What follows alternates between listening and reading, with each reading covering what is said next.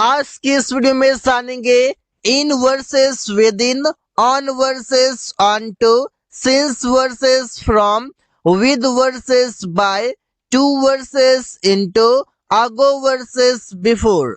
इन सभी शब्दों का कैसे प्रयोग किया जाता है और साथ ही साथ इन सभी के बीच क्या अंतर है, इस वीडियो में सीखेंगे। Use of in versus with इन, ये दोनों का मतलब होता है हिंदी में, इन मतलब भी में होता है और विद इन भी मतलब में होता है। तो दोनों के बीच अंतर क्या है? इन का आप यूज करते हैं समय के अंतिम बिंदु तक और विद इन का यूज करते हैं समय सीमा के अंदर। वो आप एग्जाम्पल से समझ पाएंगे कि अंतिम बिंदु क्या होगा और समय सीमा के अंदर क्या होगा। तो एग्जाम्पल है, वो एक महीने में अंग्रेजी सीख जाएगा। तो सेंटेंस बनेगा he will learn English in a month. यह बताइए एक महीने में मतलब समय के अंतिम बिंदु में पूरा एक महीना की बातें हो रहा है। तो he will learn English in a month, वो एक महीने में अंग्रेजी सीख जाएगा। रवि 2 दिन में दिल्ली जाएगा। Ravi will go to Delhi in 2 days। 2 दिन में, यहाँ पर 2 दिन में मतलब समय के अंतिम बिंदु की बातें हो रही है। वो 10 मिनट के अंदर आ रहा है। अब 10 मिनट के अंदर मतलब समय सीमा के अंदर। समय क्या है? 10 मिनट, और 10 मिनट के अंदर की बातें हो रही है। 10 मिनट के अंदर अंदर ही हो जाएगा। तो सेंटेंस बनेगा he is coming with in 10 days। He is coming with in 10 days, वो 10 मिनट के अंदर आ रहा है। हम लोग 2 घंटे के अंदर उससे मिलेंगे। तो सेंटेंस बनेगा we will meet him within 2 hours। यहाँ पर देखिए 2 घंटे के अंदर मतलब समय सीमा के अंदर जब भी बातें हो विद इन यूज करेंगे, और समय के अंतिम बिंदु की जब बात हो कि पूरा पूरा समय लेगा, वहां पर इन यूज करेंगे। On versus on to, on का भी मतलब पर होता है, ऑन टू का भी मतलब पर होता है। तो अंतर क्या है? ऑन का मतलब हो जाएगा स्थिरता और ऑन टू का मतलब हो जाएगा गतिशील। स्थिरता का मतलब है कि आप स्थिर हो, एक जगह पर फिक्स हो, और गतिशील का मतलब हो जाएगा जहां पर मोशन की बातें हो, जहां पर गति की बातें हो। तो एग्जाम्पल से समझेंगे। टेबल पर एक पेन है, तो there is a pain on the table. अब टेबल पर एक पेन है, तो यहाँ पर स्थिरता की बातें हैं। यहाँ पर कोई भी यहाँ पर मतलब स्पीड की बातें नहीं हो रही है, मोशन की बातें नहीं हो रही है। तो पर के लिए यहाँ पर ऑन का यूज करेंगे। बच्चे छत पर हैं, तो सेंटेंस बनेगा children are on the roof. छत पर यहाँ पर कोई भी गति की बातें नहीं हो रही है, छत पर है, स्थिर है, यहाँ पर ऑन यूज करेंगे। तब ऑन टू का भी यूज करेंगे, जैसे वो छत पर कूदा। छत पर कूदा, पर अब इस पर के लिए हम यूज करेंगे ऑन टू। क्यों? जब कूदेगा तो वहां पर गति की बातें होगा। जब गति होगा, गतिशील हो जाएगा, ऑन टू यूज करेंगे। He jumped on to the roof. Onto मतलब पर हो जाएगा, किस पर? छत पर। अब छत पर, यहाँ पर भी तो छत पर है, तो यहाँ पर ऑन क्यों हुआ? क्योंकि यहाँ पर स्थिर की बातें हैं, यहाँ पर कोई भी मोशन की बातें नहीं है, लेकिन यहाँ पर मोशन की बातें हैं, इस वजह से ऑन टू आएगा। रमेश जमीन पर कूदा। रमेश जंप्ड इनटू ग्राउंड या into the ground.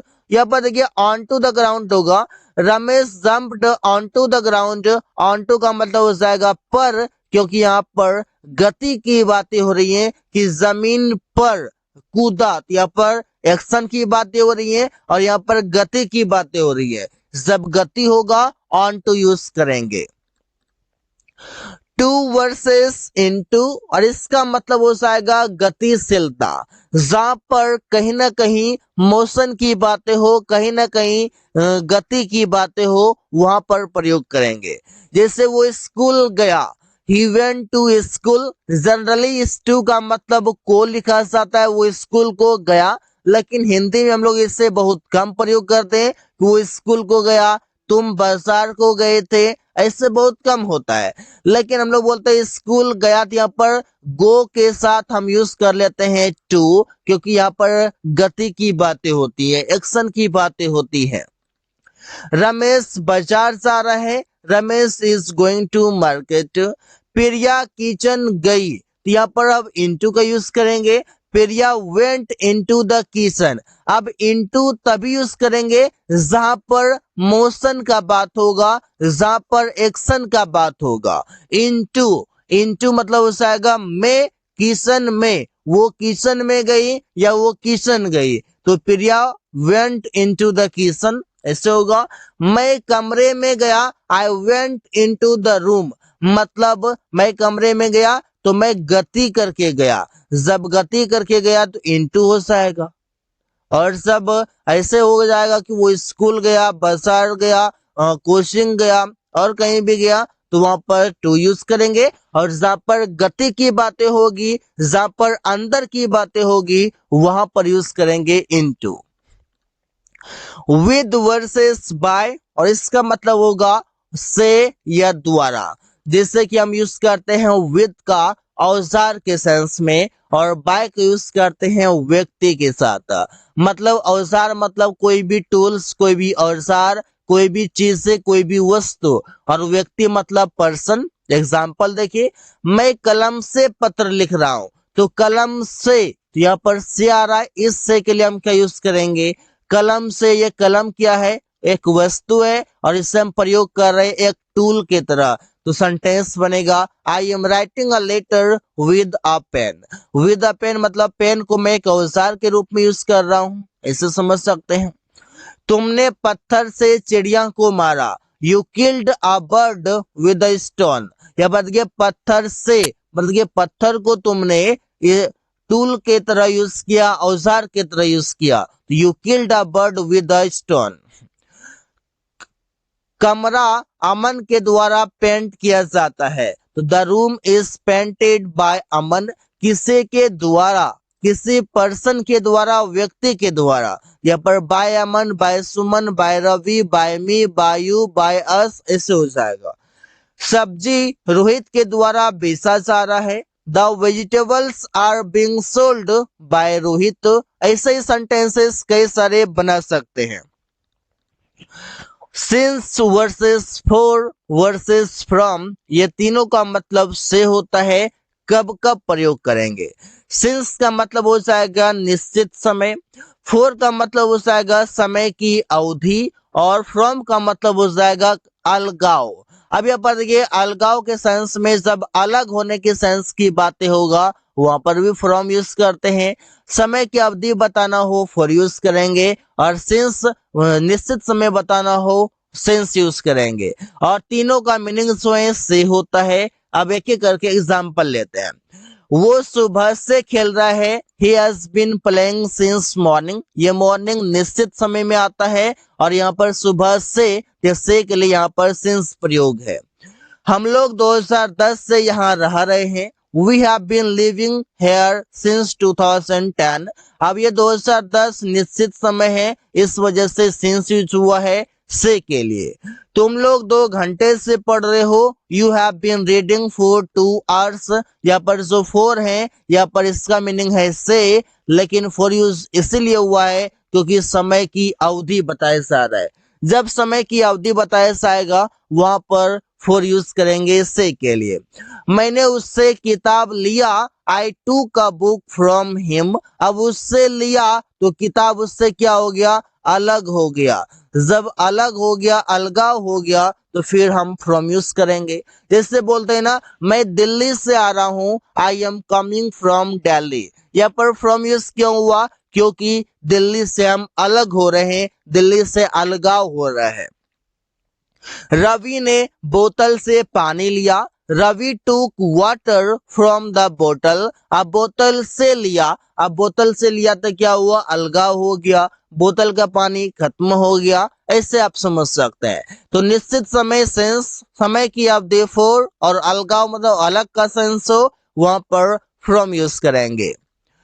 Ago versus before, इसका मतलब हो जाएगा पहले। पहले के लिए आप अगो भी यूज कर सकते हैं, बिफोर भी यूज कर सकते हैं। तो फिर अंतर क्या है दोनों में?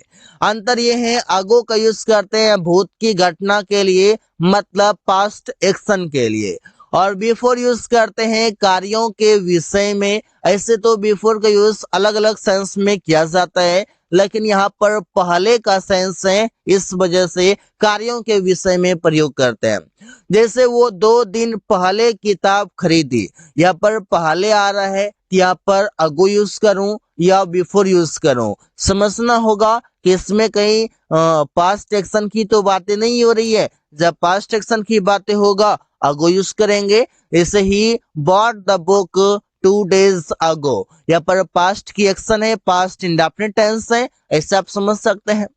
अमन 5 महीने पहले अंग्रेजी सीख रहा था। अमन वॉज लर्निंग इंग्लिश 5 months अगो, ये भी सेंटेंस पास्ट का है और यहाँ पर पहले का मीनिंग है, इस वजह से अगो प्रयोग हुआ है।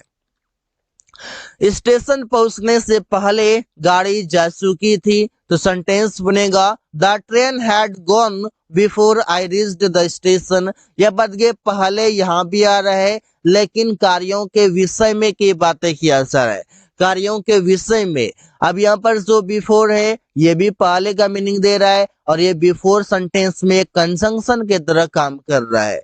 डॉक्टर आने से पहले रोगी मर चुका था। The patient had died before the doctor came.